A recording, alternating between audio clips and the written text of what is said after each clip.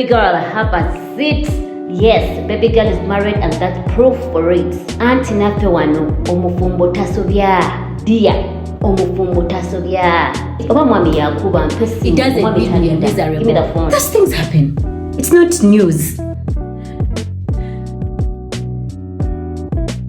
Love yourself, love God, and the right person will find you.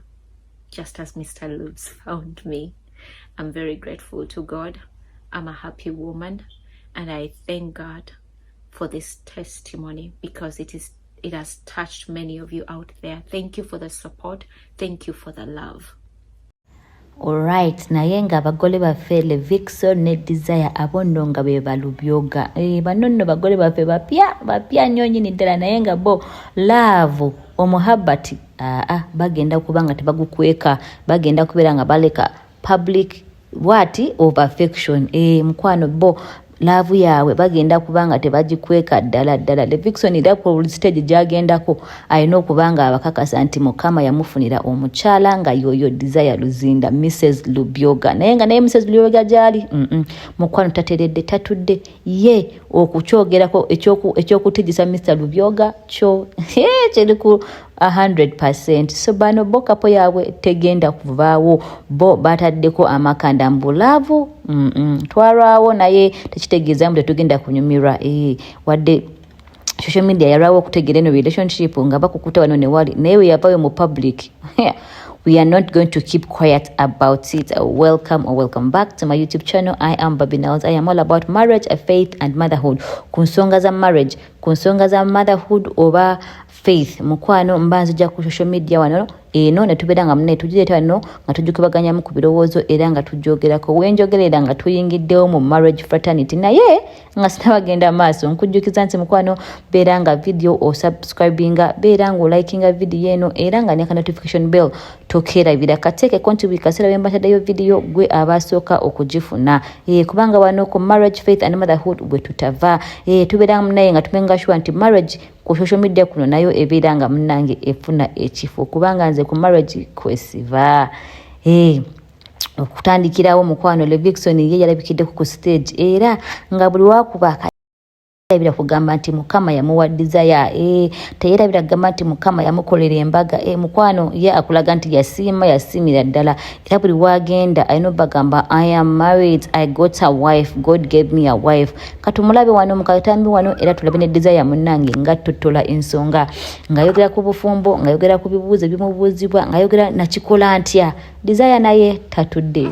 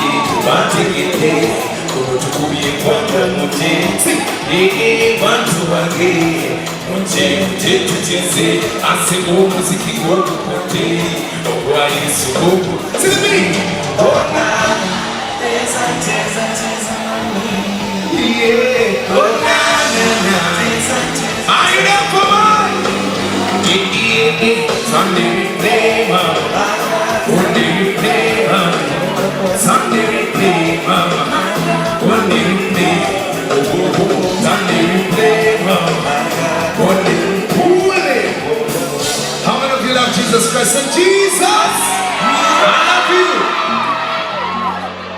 Fire, fire, gospel music, fire, we know me tired, oh my DJ, fire, one man get to bombe,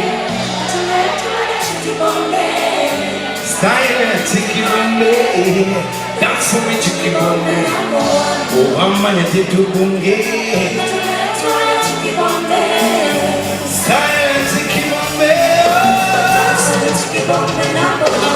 When you come in the cold, that's when you beat the floor.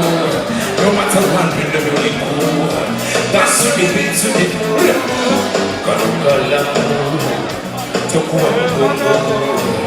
Yes, that's no.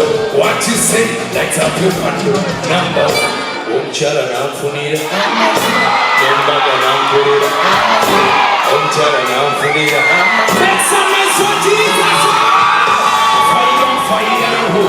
what's some music we fire I say we don't retire oh my DJ I'm gonna go to Bombay chicken on the I'm gonna get to Bombay chicken on the number one we coming really cool that's to the beat to the floor no one's so happy really cool that's to the beat to the floor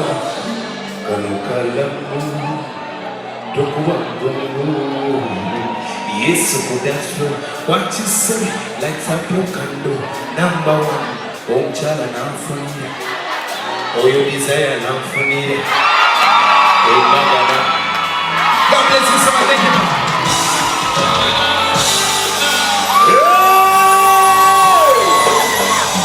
Hehe, kakati no gwenga public affection of love ekuyisa bubi mukwano wano oli ku wrong channel era munange mba kugamba you the choke kubanga yele Vixen uliwana agenda ku stage ajja kuba atujjukiza nti no omukama nanfunira omukyala nanfunira n'engule n'embaga nankolera mukwano nze ebyo byenjagala you publicly show off your wife, show off your husband, you're proud of marriage kitune kibeera munenga kitutambulira bulungi nnyo nyini ddala bwatyo Vixen watugambye embaga namukolera buli stage kwa nalinnya ajja bbanga atujjukiza mbajjukiza nti waneeno ku marriage faith and motherhood kwe tutava era ebintu ebikwatagana ku love oba togenda kubisubwa n'olwekyo oba kyonna kusubscribinga please subscribe notification bell beera ng'ogiteekako neka ade neka like beera ng'okawa eno video ebeere mukwano ng'etambula wano wonna kakati mukwano era Vixen bw'atyo yatuleetedde award award ya African Afro Gospel Music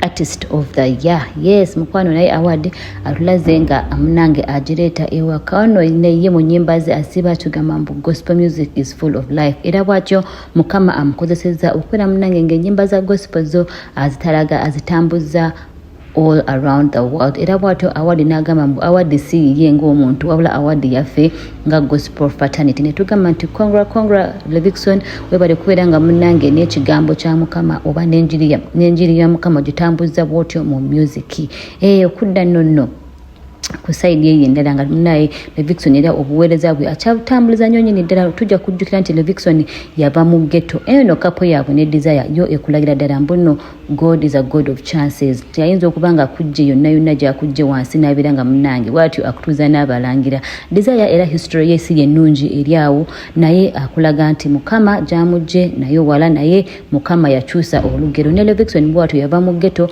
mukama n'abeera nga akyusa olugero nawe munnange tobeerawo n'olowooza nti bannange nga byenkoze bingi obanga wenvudde wabi nnyo mukwano nawe mukama olugero lwo aba asobola okubeera nga bw'atyo alukyusa kati no Vixen era nekankubadde embaga yabadde nga yagenda mu maaso abageto tabeerabidde bw'atyo agenda mu maaso n'abeera nga feedinga geto n'agenda n'abeera nga munnange enjiri naye agitala agibuulidde abantu bonna wonna n'akamere n'ashayarwenga nabo kwegamba yo ministry nebeera nga bw'etyo etambulira nnyo nyini ddala ne tugamba nti Vixen thank you for the good work ate tutujjukira mbu ne desire bw'atyo alina foundation so which means ne desire foundation ye ebe etambula bulungi nga spreading the word of God mu bantu awo abatanda bakutegeera njiri ya mukama naye nga beebo balubs bo ekintu kya laavu the ministry bakikwataganya bulungi nnyo nyini ddala era nga tubagalaza birungi byerere tubagamba nti mukama abateremu obwangu naye kambalekere wano desire nga alina kyatugamba era nga afumbira mami lubs akamere ye ku social media kwatava agenda kubanga abalaga nti mukama kye yankolera nakisiima ebyo byenjagala mubeere nga nakano nako mukanyonyoka. See you in the next video. Bye bye for now. Hello, Panak. Praise the name of Jesus. Until 15th August yatuse nabagambye najja kufumba naye si mwezi gumu nze nabagambye ngenda kufumba because God promised us a long life full of age like a stalk of wheat in its season era nja kufumba mpaka anyway nakomyewo nga njoya kimu kanyama kasiike ningamba Mr. Lubes, I'm gonna prepare something good today. Naye ng'olwo neera neekwasa kumbe nga nze akasingo kayoya nenyingira effumbiro.